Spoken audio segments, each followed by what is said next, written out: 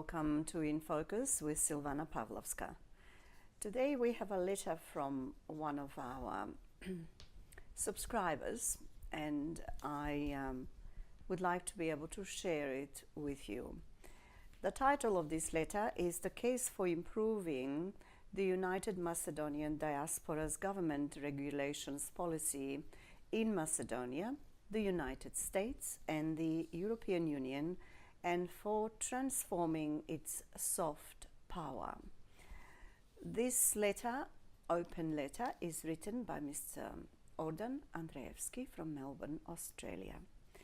The letter says the following: Since 2004, the United Macedonian Diaspora has made a positive and significant impact by developing and implementing a wide range of programs, policies and initiatives with key stakeholders that were closely aligned with the needs of Macedonia and its diaspora.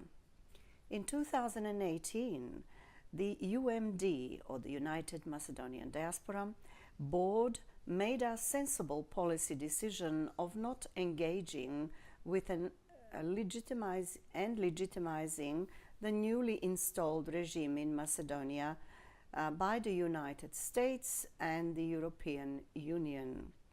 This was based on the regime breaching the political contract with the Macedonian people it declared when taking office on the 16th of May 2017. It promised to 1. Guarantee the protection of the unitary character, sovereignty, territorial integrity, independence, and multi-ethnic character of the Republic of Macedonia. 2. Guarantee the constitutional order and territorial entirety of the Republic of Macedonia.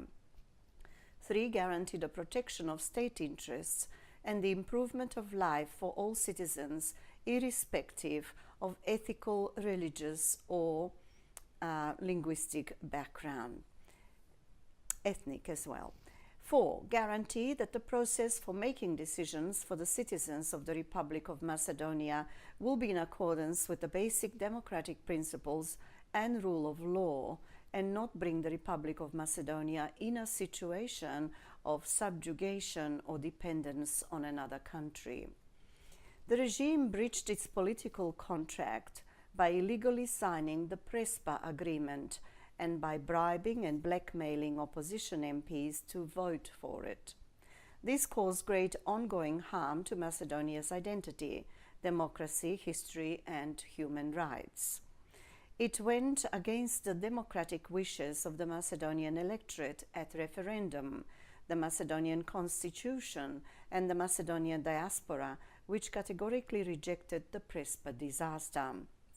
In 2023, the UMD board controversially changed its government relations policy position without consultation, approval, or voting by its members, the advisory board, and the Macedonian people and the Macedonian diaspora it claims to serve and represent. It also failed to recognize the harm done by the Macedonian regime and its Western backers to Macedonian identity, democracy, and human rights of its people, including the Macedonian diaspora.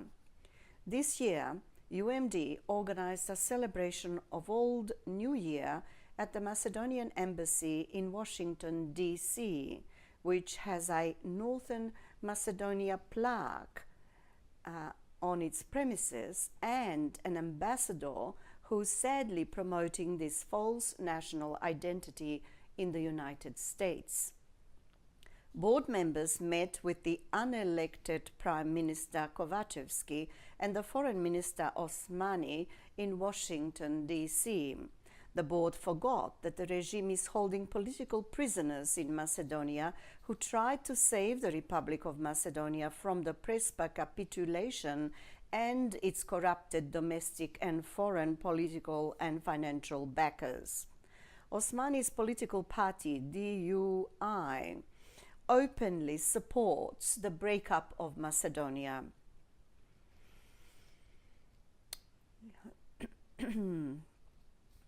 and we're continuing on from there. So Osmani political party DUI or DUI openly supports the breakup of Macedonia, the creation of Greater Albania by force, and the rehabilitation of former Albanian Nazis from Second World War. Provocative and illegal KLA statues can be found across Macedonia. UMD's director for Macedonia secretly attended the 2023 Prespa Dialogue Forum without member and advisory board knowledge or approval. Instead of holding the regime to account, on the 20th of July 2023, that is yesterday, European time, UMD invited the illegitimate President Pendarovski, who supports the Prespa agreement, to speak at the UMD symposium in Skopje. The UMD decision of engagement with anti-Macedonian regimes fails the good policy test due to lack of transparency and rigor in policy decision making. It is not based on consent from key stakeholders, including members, advisory board members, and Macedonian civil society in Macedonia and globally. There was no justification of the need for the policy change. There was no factual evidence to support the policy change. It fails to answer what public interest objectives is the policy serving. The board failed to consider alternative solutions with an analysis of advantages and disadvantages. The policy decision-making process did not consult key internal and external stakeholders who care for Macedonia's past, present, and future. The policy decision was not debated, scrutinized, critically appraised, or voted on before it got adopted.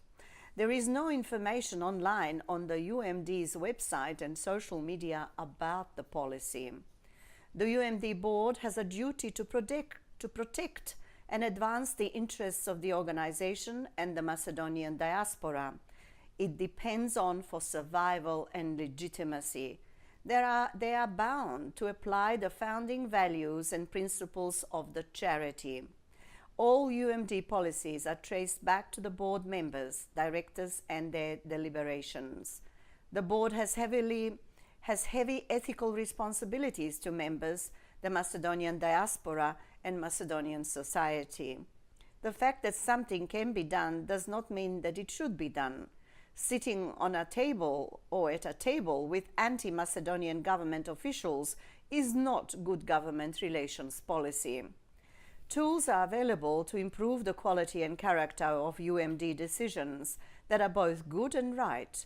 The UMD board needs to discharge its ethical responsibilities by respecting the core values and principles of the Macedonian diaspora and by demonstrating their practical application through their decision-making and conduct. Way too much discretionary power is held by the UMD president, who sometimes makes poorly thought through group decisions without consulting anyone on only a tiny group of board members. The UMD board does not have the democratic right to speak on behalf of the Macedonian diaspora or the Macedonian people. At best, it represents the views of the board and not necessarily of all members, let alone the Macedonian diaspora across the world. The board is not a democratically elected body. It does not hold regular elections every 3 to 4 years.